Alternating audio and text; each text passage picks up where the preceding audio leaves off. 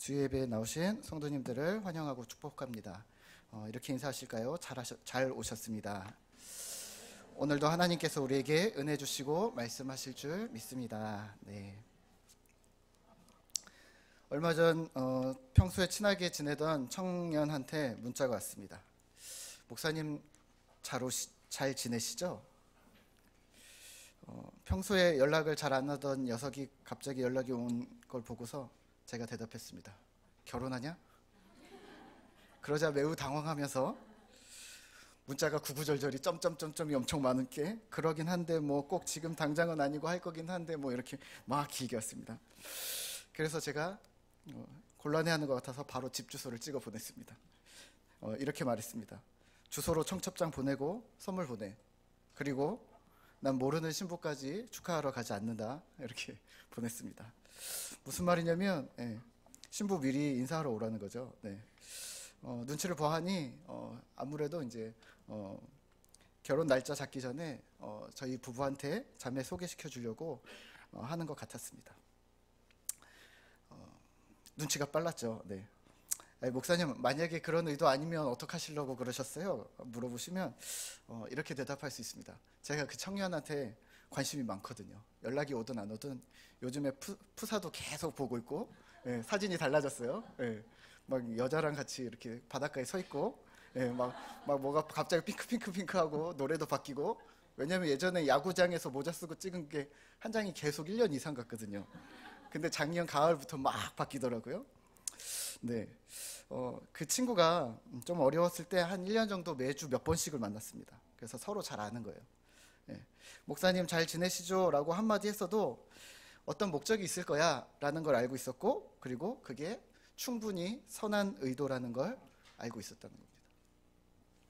반면에 이런 분도 있었어요. 제가 활동하는 쪽에서 이름이 좀 있으신 목사님이신데요, 어느 날 저한테 연락이 왔어요. 문 목사 좀 보지 그러는 거예요. 그래서 어려운 분이, 연세도 지긋하신 분이 저를 부르는데 어떻게 해요? 그래서 어려운 분이 부르시니까 이제 갔죠. 그랬더니 하시는 말씀이 한 3시간을 얘기를 하신대요.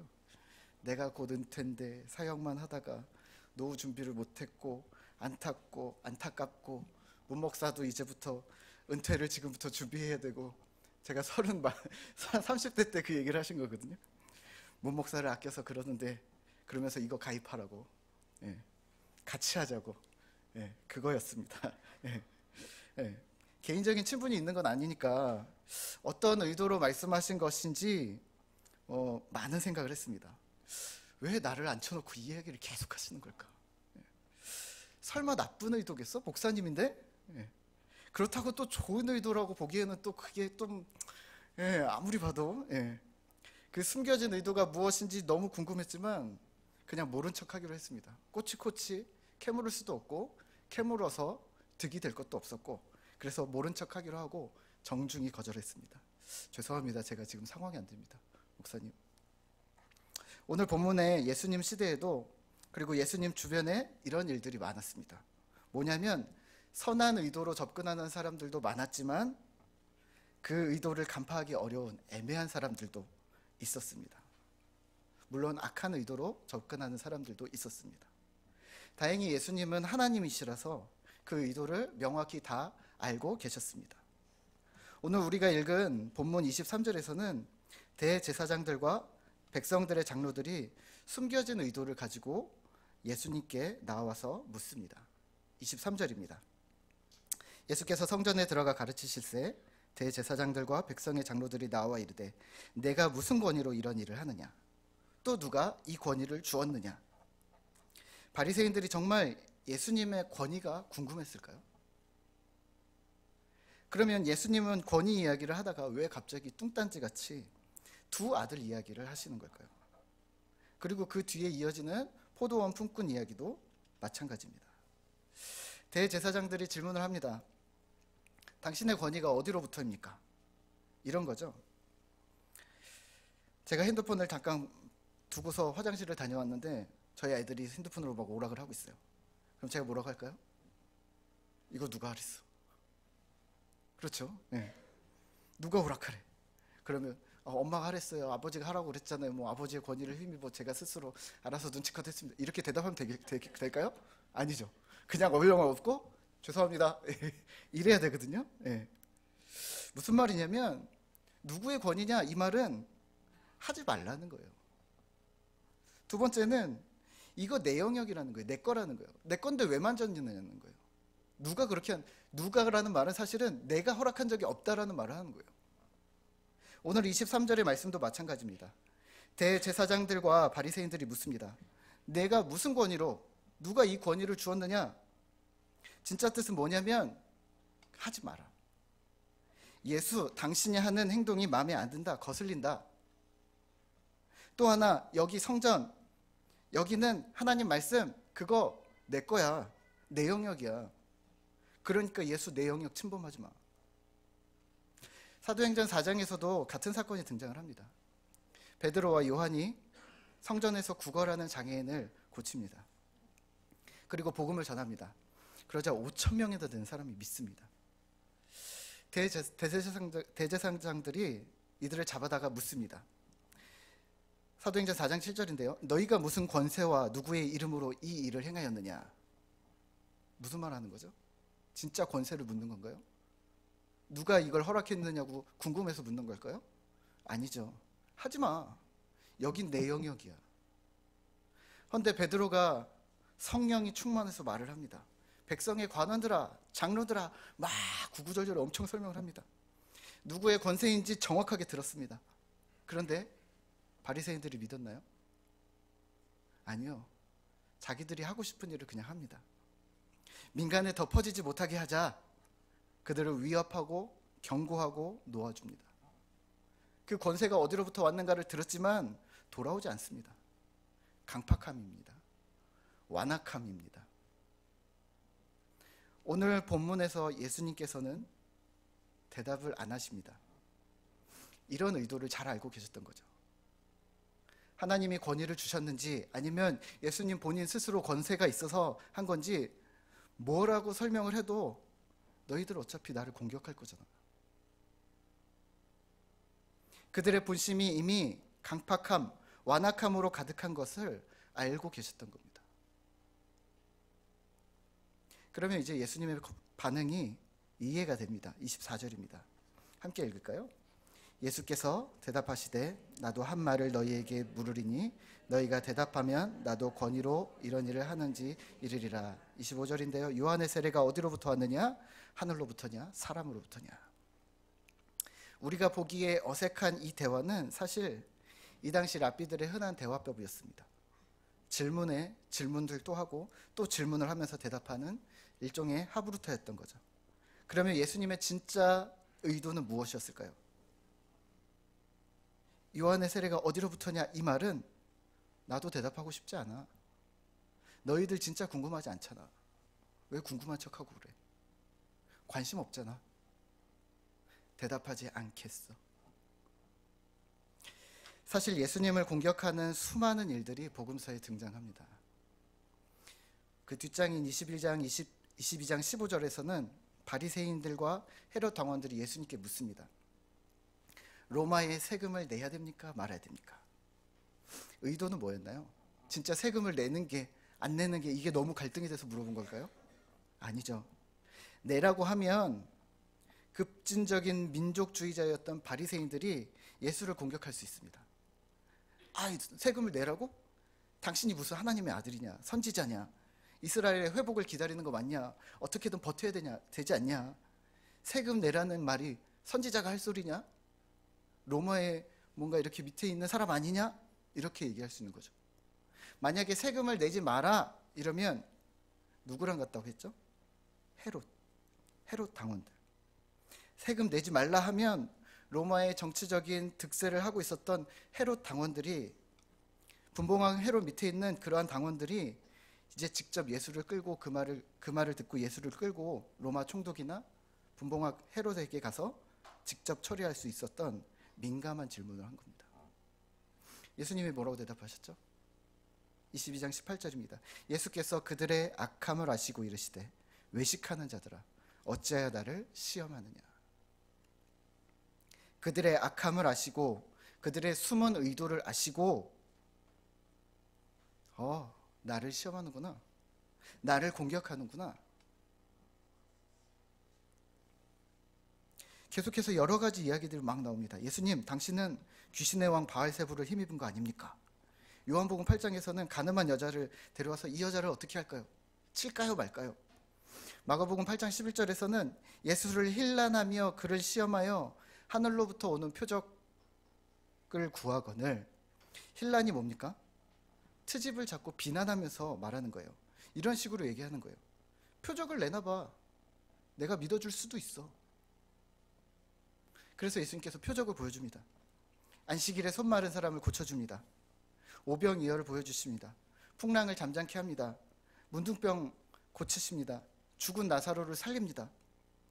표적을 보았으니 믿었을까요? 아니요. 되려 이 표적을 보고, 이 기적들을 보고서 예수를 어떻게 죽일까 공모하기 시작합니다. 이게 어찌된 일입니까? 아니, 요청한 대로 표적을 보여줬으면 돌아와야지. 근데 돌아오질 않습니다. 말이 다른 거예요. 심지어는 십자가에서도 이렇게 얘기합니다. 지금 십자가에서 내려올지어다, 그리하면 우리가 믿겠노라. 예수님 내려오시면 믿었을까요? 강팍함입니다. 이들의 완고함, 완악함은 끝까지 주님을 공격합니다. 그냥 공격하는 겁니다. 이런 그들에게 오늘 예수님이 비유를 말씀하시는 겁니다. 28절입니다. 함께 읽을까요? 그러나 너희 생각에는 어떠하냐? 어떤 사람에게 두 아들이 있는데 오늘 포도원에 가서 일하라 하니. 아멘. 두 아들에게 아버지가 부탁합니다. 포도원에 가서 일 좀 도와줄래? 큰 아들이 대답합니다. 아버지 가겠습니다 하고 안 갑니다. 말만 했습니다. 30절에서는 둘째 아들이 저는 싫어요, 못 가요, 안 가겠습니다 라고 해놓고 마음에 걸려 뉘우치고 갑니다. 31절입니다. 그 둘 중에 누가 아버지의 뜻대로 하였느냐? 이르되 둘째 아들이니이다. 질문 하나 드릴까요? 예수님께서는 이 비유를 왜 갑자기 말씀하셨을까요? 눈앞에 누가 있는데요? 대제사장들과 백성의 장로들이 나와 있는데요. 자신을 공격하는 자들에게 이 비유를 왜 말씀하셨을까요? 말만 하고 행동하지 않는 자는 믿음이 없다, 뭐 이 이야기 하려고 합니까? 갑자기? 싫다고 했지만 나중에 회개하고 돌아가면 하나님 뜻대로 한 거다, 하나님께서 받아주실 거다, 그러니까 회개하자, 뭐 이런 얘기를 갑자기 하는 겁니까? 31절 하반절과 32절입니다. 제가 읽겠습니다. 예수께서 그들에게 이르시되 내가 진실로 진실로 너희에게 이르노니 세리들과 창녀들이 너희보다 먼저 하나님의 나라에 들어가리라. 32절입니다. 함께 읽을까요? 요한이 의의 도로 너희에게 왔거늘 너희는 그를 믿지 아니하였을 때 세리와 창녀는 믿었으며 너희는 이것을 보고도 끝내 뉘우쳐 믿지 아니하였도다. 아멘. 32절입니다. 너희는 세례 요한을 믿지도 않았다. 강팍함입니다. 첫 번째 강팍함. 그런데 옆에서 세리와 창녀들이 세례 요한을 보고 믿고 회개하고 돌아섭니다. 둘째 아들처럼. 그런데 너희는 그 모습을 보면서, 세리와 창녀들이 회개하고 돌아오는 모습을 보면서도 끝내 돌이키지 않았다. 본인이 직접 세례 요한을 보고도 돌이키지 않았고 세리와 창녀들이 하나님 앞으로 돌아가는 것을 보고서도 또 돌아서지 않았다. 강팍함 두 번째입니다. 강팍함을 더해서 무엇이 되냐면 완악함입니다.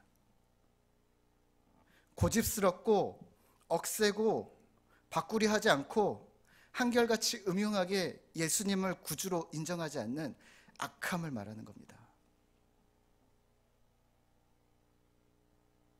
지금 이 비유는 강팍해 보이던, 절대 돌아올 것 같지 않던 작은 아들이, 세리와 창녀들이 그나마 돌아왔다는 얘기를 하고 있는 겁니다. 그나마 작은 아들은 돌아왔는데 반면에 너희는, 이 비유를 듣고 있는 대제사장들과 서기관들 또 백성의 장로들, 너희는 작은 아들만도 못하다. 이들의 정체를, 이들의 실체를 폭로하고 계신 겁니다. 오늘 이 말씀은 1차적으로 대제사장, 바리새인, 유대 장로들에게 말씀하셨는데 이런 겁니다. 본심을 드러내. 이제 너희는 하늘의 권세, 하나님 나라 관심 없잖아. 내 완악함을 다 알고 있어. 본심을 드러내. 2차적으로 교회의 일선에 있는 우리 신자들에게 묻습니다. 목사, 장로, 권사, 순장, 교사, 교회 리더들에게 물으십니다. 완악함과 더불어 신자인 당신의 본심은 무엇인가? 우리의 본심은 무엇인가? 우리 마음속 깊은 곳에서 무엇이 들어있는가? 하나님 나라의 진심, 관심이 있는가? 이 일을 예수님께서 되짚고 계신 겁니다. 오늘 우리는 어떠합니까? 이 자리에 나오신 성도님들은 하나님 나라에 관심이 있습니까? 복음이 내 삶과 연결이 되어져 있습니까? 제가 오래전에 직장 생활을 했었는데요. 서초구청을 다녔습니다. 한동안. 서초구청 양재역에서 7번, 8번 출구로 나오면 버거킹이 나옵니다. 그래서 계단을 딱 올라오면 버거킹이 중간에 딱 있는데 내가 버거킹이 있는 직장을 다니는구나. 그래서 컵을 딱 털면 꼭 그 모서리에 노숙자 아저씨가 앉아 계시는 거예요. 등치가 좀 이렇게 큰데 큰 아저씨가 앉아서 꼭 거기서 계속 이제 국어를 하시는데 문구가 되게 그 멘트가 되게 마음을 울리는 거예요. 그 메일을 들으니 얼마나 이게 신경이 쓰이겠어요? 뭐라고 하시냐면 이런 거예요. 좀만 도와주세요. 1,000원만 도와주세요. 제가 아침을 못 먹었어요. 제가 아침마다 출근하는데 그 자리에서 똑같은 얘기를 하시는데 그 마음이 계속 마음을 후벼 파는 거예요. 아침 안 드셔보셨죠? 근데 없어서 안 드셔보셨습니까? 저 없어서 못 먹어봤거든요. 아침을 어떻게 못 먹었을까? 아저씨는 못 먹었겠지. 마음을 후벼 파는 거예요. 어느 날 그게 너무 마음을 후벼 파서 출근해서 딱 앉았는데 자꾸 생각이 나는 거예요. 그래서 한 9시 반, 10시쯤 됐는데 혹시 지금도 계시면 뭐라도 사다 드리자. 그래서 나갔어요. 근데 김밥집 문을 닫은 거예요. 근데 아저씨가 아직도 있어요. 버거킹이 문을 여는 거예요. 그때 15년 전 막 이럴 때인데 그때도 버거킹이 와퍼 세트가 7,000원인가? 우리 돈으로 사 먹기 어려운 되게 고가였어요. 그래, 내가 쓰는 김에 1-2,000원짜리 김밥 사지 말고 와퍼 세트를. 그래서 가서 와퍼 세트 주세요 해갖고 이만하게 포장을 해가지고 아저씨한테 드렸습니다. 아저씨 이거 아침 못 드셨으니까 드세요. 아저씨가 눈이 이만해지더니 쳐다보는 거예요. 그래서 식사 못 하셨다고 그래서 드리는 거예요. 그러고서 나왔어요. 그래서 뒤에서 이렇게 한번 봤어요. 그랬더니 아저씨가 어떻게 하냐면 이거를 들고 슬쩍 일어나더니 이제 저 뒤에 산이나 뭐 이렇게 공원 쪽으로 이제 가시더라고요. 그래서 그 이후로는 아저씨를 잘 못 뵀어요. 그리고 가끔 뵈면 아저씨가 오면 둘 다 서로 놀래는 거예요. 저 이상한, 저도 아저씨 또 왔네 이러는데 이제 아저씨가 또 금방금방 사라지는 거예요. 그 다음부터는. 그리고 이제 못 뵀어요. 사실은 잊고 살았었습니다. 근데요 5년 후에 여의도에서 만난 거예요. 여의도 순복음교회 앞에서 버스를 기다리고 있는데 딱 봤는데 그 아저씨는 저를 못 알아보죠. 그 아저씨가 그때 그 모습, 똑같은 모습으로 5년 만에 거기에 그대로 앉아 있는 거예요. 어떤 편의점 앞에. 혹시 나를 알아볼까 하고 슬쩍 앞에 지나가 봤는데 못 알아봐요. 그래서 멀리 서서 계속 쳐다보면서 한참 생각을 했습니다. 왜 그대로일까? 변화돼야 되지 않았을까? 뭐 와퍼 세트가 엄청 큰 건 아니었지만 본인이 뭔가 계속 노력하고 있는데 격려하고 있는 사람이 있구나. 그러면서 뭔가 도전을 해서 뭔가 다시 막 이렇게 막 성장한 이런 모습들을 보여주면 좋잖아요. 근데 그대로인 거예요. 정말 변한 게 아무것도 없는 거예요.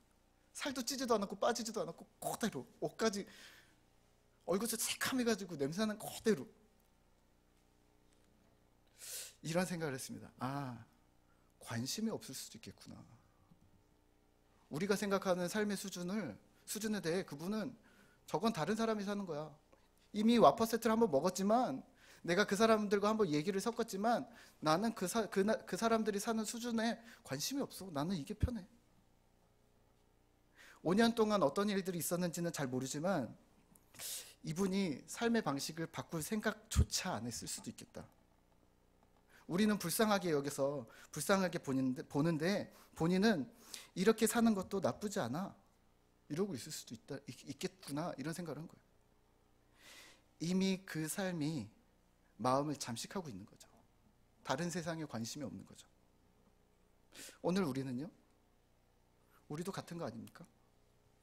하나님 나라에 굳이 관심을 두지 않습니다. 아니, 관심이 가지 않습니다. 뭐 특별한 게 없는데요. 복음이 내 일상과 연결이 되지 않습니다. 왜냐하면 일상에서 복음이 일어나지 않거든요. 하나님 없이도 살겠는데? 이런 생각이 우리 마음속에 듭니다.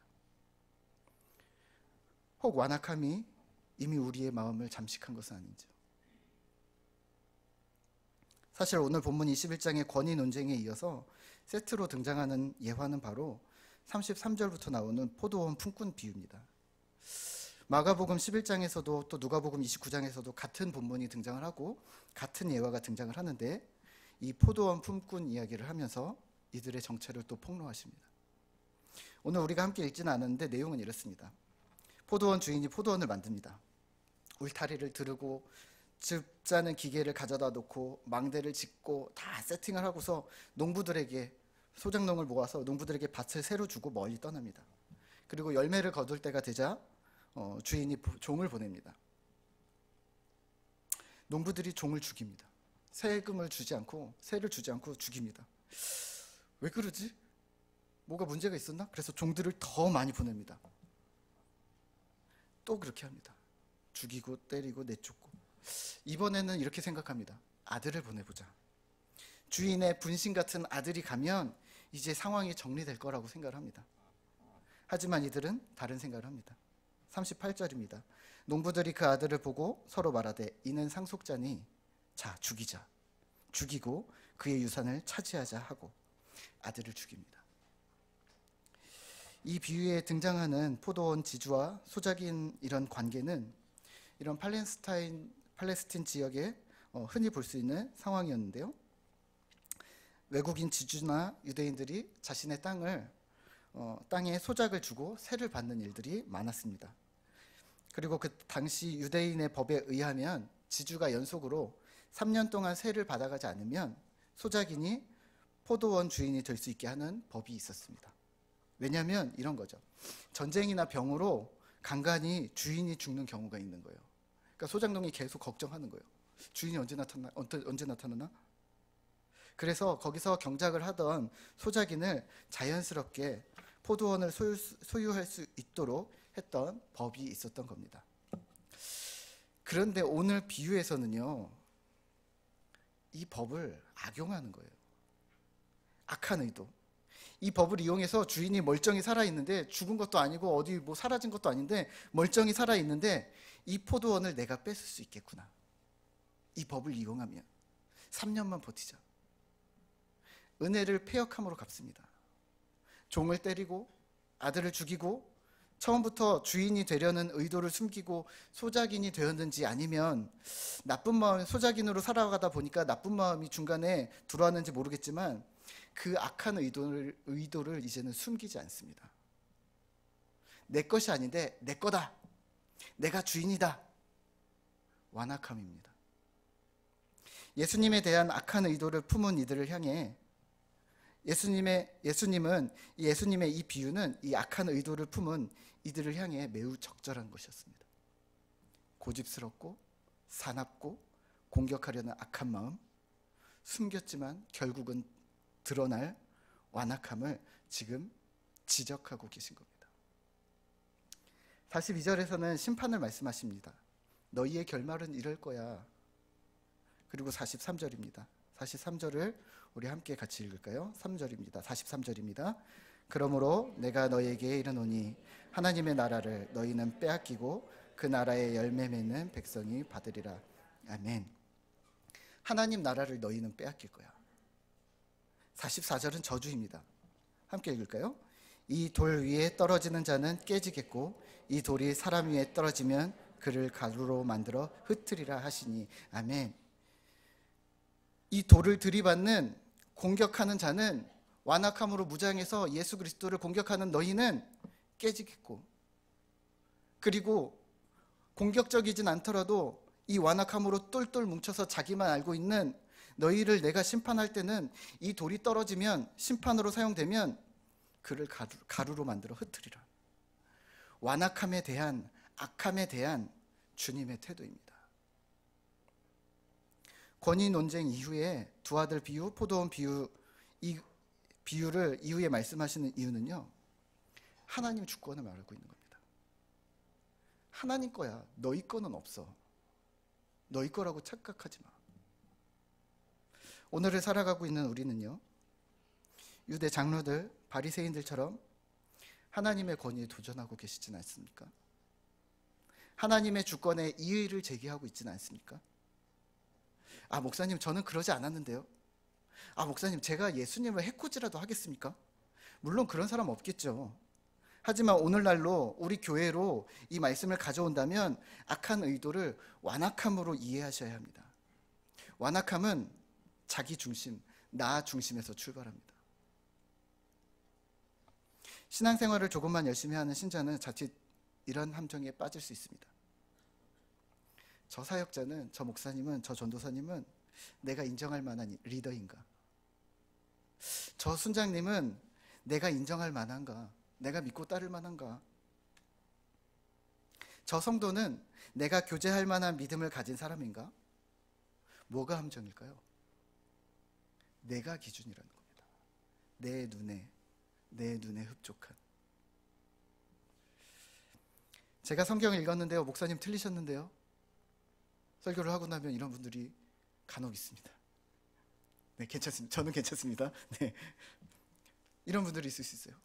아, 순장님, 저는 기도 3시간 하는데 순장님은 1시간 기도하신다면서요? 들을 게 뭐가 있겠어. 아, 저는 교회 조직 회사에서 이렇게 하는데 잘 되거든요. 교회도 조직이니까 이렇게 하죠. 네, 맞습니다. 그럴 수 있습니다. 하지만 그게 항상 옳은 것은 아닙니다. 내 눈에, 내 기준에, 내 경험에 비추어서 내 감정에 따라 저 사람 괜찮고 저건 가능하고 이건 안 되고 이 방향이 옳고 그르고 나 그게 완악함입니다. 우리에게 한계가 있음을 인정하시죠. 아무리 지식이 뛰어나도 주님보다 높을 수 없음을, 똑똑하고 유능한 나조차도 유능한 인간임을 하나님 앞에서 한계를 인정하고 시작하는 겁니다.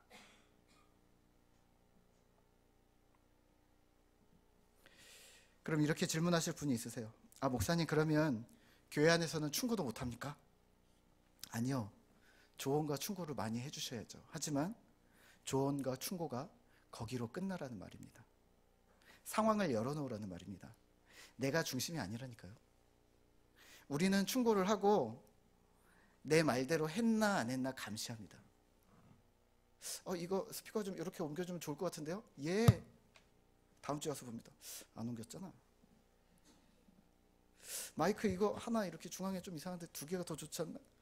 해줄래요? 예. 다음 주에 하는데 말을 되게 안 듣네.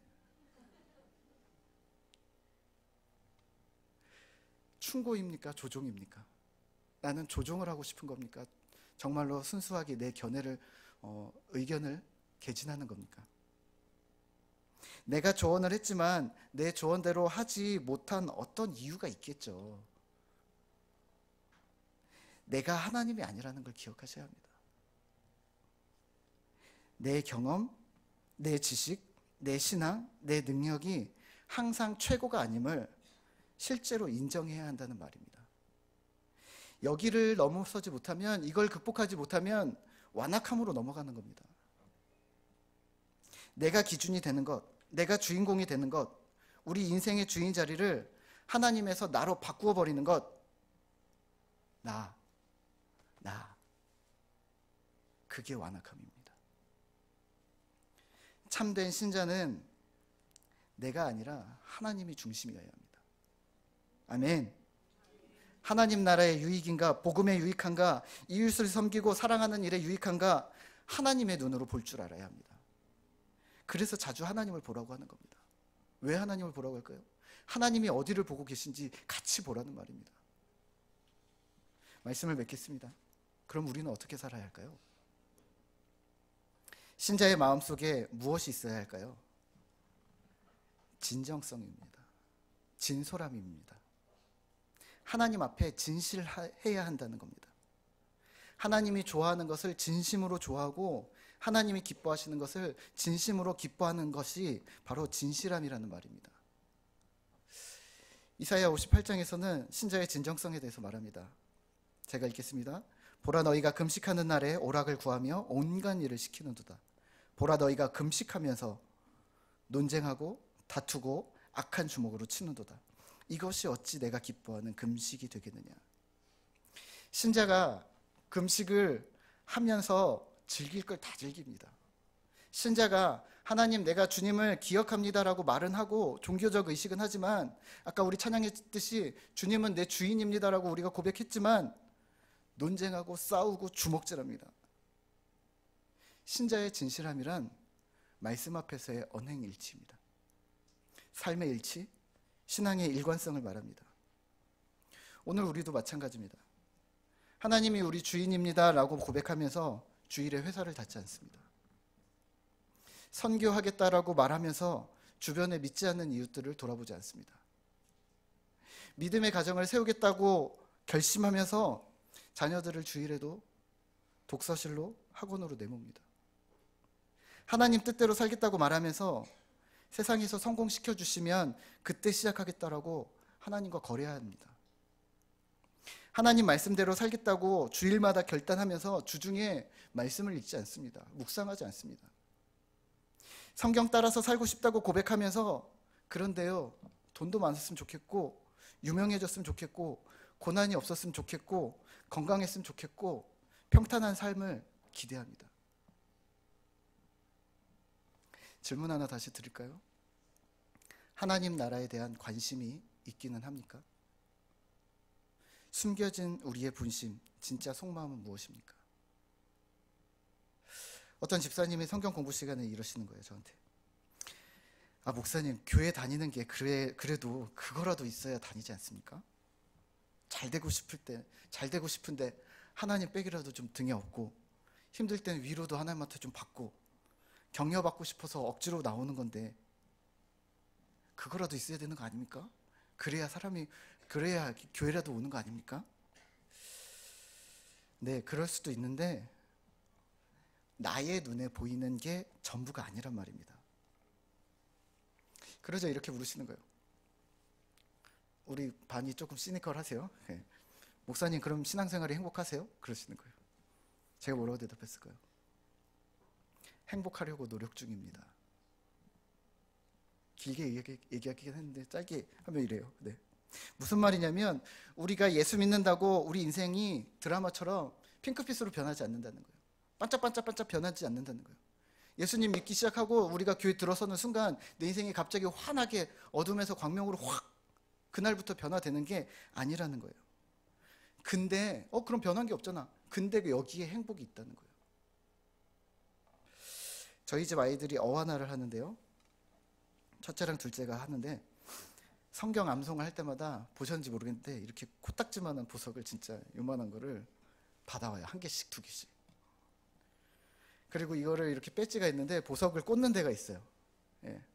그러면 하나 꽂고 두 개 꽂고 막 이러면 한 주 동안 얼마나 이거를 갖다가 반지작 뭐하냐? 그럼 아니에요.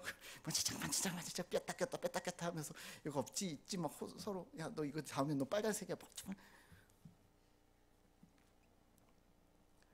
만지작거리면서 얼마나 행복해하는지 몰라요.